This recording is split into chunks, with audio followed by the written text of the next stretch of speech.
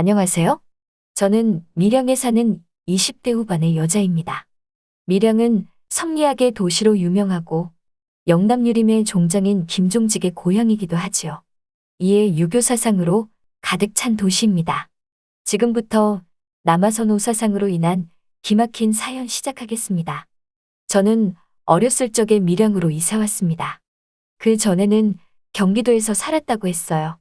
여튼 이리저리 많이 떠돌다가 그나마 정착한 곳이 밀양이었나 봅니다. 아버지는 어렸을 때 집을 나가시고 저는 어머니와 단둘이 살았습니다. 단칸방에 살다가 어머니가 식당 일을 하면서 돈을 조금 모아 방 2칸짜리로 이사를 갔습니다. 저는 학교에서는 있는 듯 없는 듯한 학생이었습니다. 그래도 할 수 있는 게 공부밖에 없다고 생각해 학원은 못 다니지만 학교 수업은 열심히 들었습니다. 어머니께 부탁해서 전문대라도 보내달라고 떼를 썼지요. 등록금만 지원해주면 나머지 학비는 제가 마련해서 다니겠다고 말이죠. 저는 부산 쪽에 있는 전문대에 입학했고 기차로 통학을 했습니다. 자취비용이 너무도 비싸서 자취는 엄두도 내지 못했습니다. 통학 시간이 비중을 많이 차지해 평일에는 알바도 할 수 없었답니다. 그나마 주말에 통닭집에서 아르바이트를 했습니다. 금요일 수업은 오전에 끝났기에 금토일주 3일 일했습니다. 사장님은 그 자리에서 통닭집을 15년째 하고 계신다고 하셨어요. 그리고 사장님 아들이 군대를 갔다 와서 취업이 되지 않자 통닭집에서 배달일도 하고 통닭도 튀기고 일을 배우고 있었습니다. 수민아, 다음 주 밀양축제인 거 알지? 네, 3일간 2시간씩 더 일할 수 있어. 금토일 3일간요? 응, 그럼 새벽 1시 퇴근이네요. 그래. 좀 무서울 것 같은데요? 내가 태워줄게. 나 2시 퇴근이니까 그럼 3시간씩 더 하자. 네, 그렇게 알바 시간을 정하고 축제 날이 되었습니다. 10월이니까 제가 일한 지도 벌써 6개월이 되었네요. 축제답게 매장 손님과 배달이 많았습니다. 일요일 근무를 마치고 새벽 2시에 가게 문을 닫고 사장 아들인 정우 오빠의 차를 타고 퇴근을 하고 있었어요. 남자친구 있냐? 아니요, 혹시 결혼은 하고 싶은데 남자가 없으면 나한테 말해. 왜요? 나랑 결혼하면 되니까. 그땐 오빠가 참 싱겁구나 생각했어요. 저는 졸업을 하고 일반 회사에 입사를 하게 되었습니다. 통닭집 알바는 그만뒀는데 한두 번 대타 알바 연락이 올 때면 흔쾌히 알바를 하러 갔습니다. 그럴 때면 정우 오빠가 반갑게 맞아주었습니다. 대학 다닐 때도 한 명 만났는데 저희 친정 얘기를 듣고는 저와 그만 만나자고 하더라고요. 직장 생활하면서도 같은 회사 직원이 접근하는가 싶더니만 집에 데려주고 난 뒤부터는 언제 저와 데이트 했냐는 듯이 모른 척을 했습니다. 그 이후로 저는 남자에 대한 마음을 접었습니다. 그렇게 시간이 흘렀고 정우 오빠가 하루 휴가 냈다며 데이트 신청을 했습니다. 수민아, 나 올해 29살이야. 널 20살부터 봤으니까 4년을 봐왔네. 나는 너 좋거든. 너도 혹시 같은 생각이면 내가 좀 부족하지만 잘해볼 테니까 나랑 만나볼래? 저는 그냥 빙긋이 웃으며 고개를 끄덕였어요. 20살 때에는 6살 차이가 많게 느껴졌는데 23살이 되니까 그 정도면 적당하다는 생각이 들더라고요. 그렇게 1년을 연애하고 정우 오빠가 30살이 되는 해봄에 결혼을 했습니다. 그리고 시부모님도 오래전부터 알던 분들이라 편했습니다. 정우 오빠는 겉보기보다 더욱 다정하고 자상한 남자였습니다. 저는 회사를 계속 다녔는데 배달하는 길에 저희 신혼집에 들러 통닭도 갖다 주고 과일도 들려주곤 했습니다. 부지런하고 성실해서 제가 결혼 하나는 잘했다 생각했지요. 그리고 결혼할 때도 혼수고 뭐고 필요 없다 하셔서 거의 맨몸으로 시집간 거지요. 그렇게 알콩달콩한 신혼 1년을 보냈습니다. 회사 마치고 집에 가는 길에 친정의 통닭을 갖다 줄 요량으로 통닭집을 들렀습니다. 당신 왔어? 엄마 집에 통닭 한 마리 튀겨가려고요. 전화하지, 준비해 놓을 텐데. 와서 기다리면서 얘기도 하고 자기도 보고 좋지 뭐. 수민이 왔냐? 네 어머니? 마침 시어머니도 가게로 오시더라고요. 양손에 상자를 들고 들어오셨어요. 수민아, 안 그래도 너 좀 만나려고 했는데 네 무슨 일 있으세요? 결혼한 지 1년 지났는데 너희 이제 슬슬 준비해야 되지 않아? 뭘 준비해요? 아기 말이다. 너희 시아버지는 벌써 난리다. 손자 보고 싶다고 말이야. 네, 그리고 회사도 힘들면 그만둬도 돼. 애 가질 준비를 하려무나. 네 어머니. 우선 회사는 조금 더 다닐게요. 그리고 노력해 볼게요. 그래. 우리가 너한테 바라는 거는 그것밖에 없다. 이거 정우 거랑 수민이 너 한약이야. 몸부터 먼저 추스르고 하면 애가 잘 들어선단다. 까먹지 말고 잘 먹어. 네 어머니. 시부모님들은 아들아들 하면서 손주를 기다리는 눈치셨어요. 그러던 어느 날이었어요. 라랄라. 네 여보세요? 여기 그림 병원입니다. 이정우 씨 배우자 되시죠? 네 그런데요? 지금 이정우 씨가 오토바이 사고가 나서 응급실에 계세요. 의식이 없는 상태이니 응급실로 와주시기 바랍니다. 네? 의식이 없다니요. 병원으로 오세요. 정신없이 병원으로 달려갔더니 남편이 시체처럼 누워 있었습니다. 마주 오는 차를 피하려다 전봇대를 들이받고 오토바이가 넘어지면서 튕겨져 나갔는데 그 근처에 있던 돌에 머리를 부딪혔나 봐요. 의사 선생님이 척추신경을 건드린 것 같다며 지켜봐야 한다고 하더라고요. 그렇게 남편은 의식불명인 채로 병원에 누워 있었습니다. 남편의 오토바이 짐통에는 저희 집에 오는 길이었는지 제가 제일 좋아하는 치즈떡 바비큐가 들어 있었습니다. 시부모님들도 한 걸음에 달려오셔서는 하나밖에 없는 자식 잘못되는 건 아닌지 하면서 발을 동동 구르셨습니다.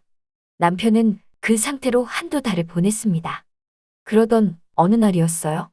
시어머님이 할 말이 있다고 하시며 시댁으로 오라고 하셨어요. 남편이 하던 통닭집을 휴업할 수는 없어서 다시 아버님께서 운영하고 계셨는데 그날은 통닭집 휴무일이라서 시댁으로 오면 된다고 덧붙이면서요. 아버님도 같이 계시다는 말에 부담감이 배가 되어 밀려왔지만 두 분 다 제게 잘해주셨기에 좋게 생각하며 시댁으로 갔습니다. 어서 오너라. 회사 다니랴 병원 가서 간호하랴 바쁘지? 아니에요. 괜찮습니다. 여보, 당신이 얘기해요. 시모는 시부께 말씀을 재촉하셨습니다. 무슨 말인데 저러시나 하며 고개를 숙이며 기다리고 있었습니다. 아가 곰곰이 생각해봤는데 우리 정우는 시간이 좀 걸릴 것 같구나. 그래서 말인데 우선 시험관하기라도 시도해보는 게 어떠냐. 네, 그게 무슨 말씀이세요? 의사 선생님이 우리 정우 깨어날 가능성이 있다고 하셨으니까 시간이 걸릴 뿐이지 의식을 찾을 거야. 그리고 시험관하기도 가능하다고 하니까 너 젊을 때 애 하나 낳아 놓으면 좀 좋아. 너도 애 정우도 얼마나 좋아하겠니? 듣고 보니 시모 말씀이 맞는 것 같았습니다. 그리고 행여나 남편이 잘못된다고 하더라도 남편을 사랑하는 마음이 컸기에 그의 아기를 가질 수만 있다면 정우 오빠를 닮은 아기를 바라보면서 그와의 추억을 되새기며 살아갈 수 있을 것 같았습니다. 정말로 한번 생각해 본다는 말 없이 그 자리에서 시부의 의견을 받아들였습니다. 여기 병원장이 우리 이심은 중사람이라 신경을 좀 써줄게다. 시부가 안심하라는 취지로 말씀하셨습니다. 하긴 어딜 조금만 다녀도 문중 사람이니 같은 일간이야 하며 친족 관계를 중시 여기는 집안이었습니다. 그리고 저희 시댁은 시아버님께서 젊어서부터 통닭집을 하시면서 기반을 잘 닦아놓으셨나 보더라고요. 지금 시댁집 말고 예전에 살던 곳은 이씨 집성촌이라고 하네요. 임진왜란 때 이주하여 줄곧 살았다고 하셨어요. 그만큼 시댁 어르신들은 집안이 어떠니 문중이 어떠니 하면서 유교 사상에 빠져 계셨습니다. 얼마 뒤 시험관 시술을 한다고 난자를 채취하고 수정을 하고 힘든 과정을 거쳤지만 첫 번째는 실패하였습니다. 두어 달 몸을 추스려 또다시 시도하였는데 정말 운이 좋게도 배아이식, 그러니까 시험관 시술에 성공했다고 합니다. 임신이 되고 나사 시부모님들이 하도 소원하셔서 다니던 회사도 그만뒀습니다. 그리고 병원에 입원해서 고이고이 뱃속아이를 키웠습니다. 안정기가 지나 좀 움직일만 한데도 절대 안정을 취하라 하셔서 친정이랑 제 집만 오가며 지냈습니다. 회사를 그만둔 뒤로는 시댁에서 생활비를 지원해 주셨습니다. 시간이 흘러 어느덧 10달이 훌쩍 지나 건강한 사내 아이를 출산하였습니다. 피는 못 속인다더니 정우 오빠 모습이 얼핏얼핏 보이더라고요. 이름은 이우주 로지였습니다. 정말이지 이우주를 다 가진 양 행복했습니다. 3-7일이 지나고 우주를 데리고 남편 병실을 찾았습니다. 우주가 낯선 환경에 칭얼칭얼대자 누워서 늘 눈만 깜박이던 남편이 손가락을 까닥했거렸습니다. 이게 무슨 일이가 하여 간호사실에 이야기했습니다. 그 이후로 남편은 신경이 하나씩 깨어나는지 조금씩 움직이기 시작했습니다. 사고 당한 지 1년 반 만에 기적처럼 깨어났습니다. 눈부터 시작하여 손가락, 발가락, 허리, 목 등 신경이 하나씩 돌아오는 것 같았습니다. 오른쪽 신경을 다쳐서 즉 반신이 마비이긴 한데 재활을 거치면 일상생활에는 큰 어려움이 없을 것 같았습니다. 그러는 동안 저도 우주 육아도 열심히 하고 남편도 극진히 보살폈습니다. 그 와중에 시모와 시부도 제게 호박중탕이며 영양제를 챙겨주시면서 회복이 잘 되도록 도와주셨고 우리 우주에게도 오시며 아기용품을 선물하며 지원을 아끼지 않으셨습니다. 그리고 시아버님은 500만 원을 주시며 그동안 수고 많았다고 격려와 칭찬을 하셨고요. 모든 이들의 축복과 관심 속에서 아들 우주와의 생활이 시작되었답니다. 저는 저를 조건 없이 사랑해준 남자에게 보답하고 싶었습니다. 그래서 우주를 낳았고 그를 기다렸습니다.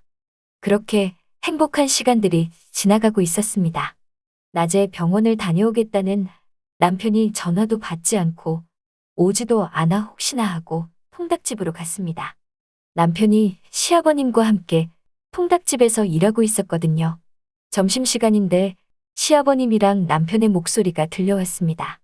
영업은 오후 4시부터인데 말이죠. 여보, 대화에 열중하는지 제 소리가 들리지 않나 봅니다. 저는 소리가 나는 쪽으로 조금씩 걸어갔습니다. 마치 무주는 제 등에서 조용히 잠들어 있었습니다. 아버지, 무슨 말씀 좀 해보세요. 친자 확인을 해야지 입을 여실 건가요? 어찌 알았니? 지금 그게 중요하세요? 의사 선생님께서 말씀하시는 것이 아버님이 고생이 많으셨다. 소원 성취하셔서 좋으시겠다. 다음에는 진짜 아들을 낳으면 된다. 뭐 그렇게요. 미안하다. 그런데 어쩔 수 없었다. 아들은 너 혼자뿐인데 의식불명이지. 무슨 일이 있을지 알 수가 없지. 그리고 며느리의 나이는 1살씩 들어가지. 그렇다고 너도 깨어날 기약이 있는 것도 아니지. 처음에는 너의 정자로 진행하고자 했다. 그런데 정자의 활동성이 약해서 실패를 하는 거야. 그러다간 며느리 잡겠다 싶더라고 그랬어. 그래서 아버지 정자로 수민이를 임신시켰습니까? 미안하다. 대를 끊기게 할 수는 없지 않느냐? 아버지, 너희 엄마도 우주 엄마도 아무도 모르니까 우리들만 아는 비밀로 하자. 그럼 아무 문제 없잖아. 혈액형도 같으니까. 저는 둘의 대화를 듣고 그 자리에서 쓰러지다시피 했습니다. 제가 털썩 주저앉는 소리에 놀라 시부랑 남편이 쪽방에서 나왔습니다. 여보, 우주애미야. 그럼 우리 우주가 오빠의 아들이 아니란 말이야? 여보, 그게 아니라 아버님 미쳤어요. 어떻게 그럴 수 있어요? 그럼 제가 씨바지 한 건가요? 애야. 저는 그 길로 뛰쳐나가 친정으로 갔습니다. 울고 있는 제게 엄마가 무슨 일이냐며 다그쳤지만 차마 그 말을 할 수가 없었어요. 어떻게 아들의 정자와 본인의 정자를 바꿔치기 할 생각을 한 건지 저를 씨바지로 이용했다는 생각에 그 인간 같지도 않은 시부를 용서할 수가 없었습니다. 아들하면서 그들이 꾸민 짓에 저는 보기 좋게 당했습니다. 이제 그들이 놓은 덫에 그들이 갇히도록 해야 할 차례입니다.